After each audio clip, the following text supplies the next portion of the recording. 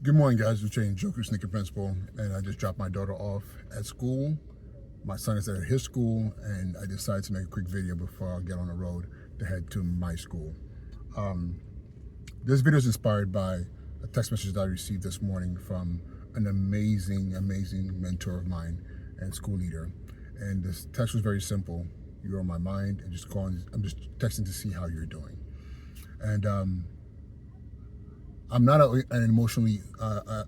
overly emotional person, but things like that, moments like that, really touch me because so often we are living in spaces where we're just kind of like drifting, doing our own thing, and we don't realize how we create spaces of aloneness, not necessarily loneliness, but aloneness, and we go through what we're going through on our own, and it's not too often that people checking on us or we checking on others, and it's something that I think is so important.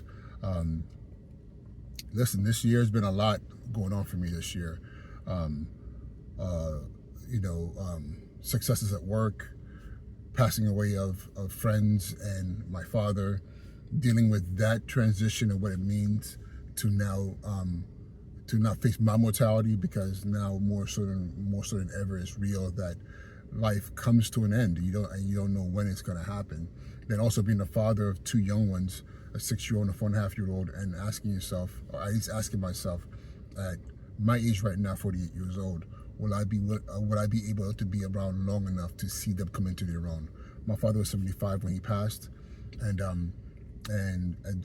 I know this sounds morbid, but for me, I'm doing the math. I'm like 75. That's 23 more years if my life was to take the same path, which I hope it doesn't. But that means 23, no, is it 23, 48 to 50, so 27 more years. So I asked myself, does that mean I have 27 more years of life to experience with my children and my friends and my loved ones? These are a lot of things that goes through my head, and I know a lot of this goes through your head when you're in those spaces where you start to overthink things and you start to like cripple yourself because you're trying to do the math in your head on everything, whether it's relationships, whether it's work, whether it's life, and these things just take over. But to have someone just reach out and say, how are you doing? And you being willing enough to say, this is the truth of how I am doing, is such a powerful thing, because again, you could choose to live this life on your own, or you could choose to live this life surrounded by people who care about you, which means that the reciprocity of caring about them it comes into play. And I think that bi-directional exchange is something that's very, very important for us to live our best lives and max out our lives. So I just wanted to say to you, if no one has said it to you today or in a while, how are you doing? How are things? You've been on my mind. And you can respond to me in your mind through telepathy, or you can respond in the comments, or you could just call someone else and ask them the same question, and hopefully they give you a bi-directional response asking you how you're doing. And I implore you to be honest. Speak on how you're doing. Don't hold it in so much, because again, this life is so fragile, and no matter how much we want to think that we are superheroes and we are immortal, we are not. There's no difference between us and an ant. An ant can be crushed like that. So can we, physically, spiritually, emotionally, and on so many different levels. So,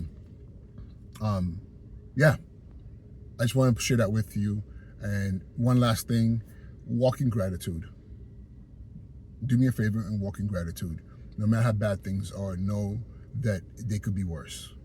No matter how worse things are, they could be even worser or worse than that.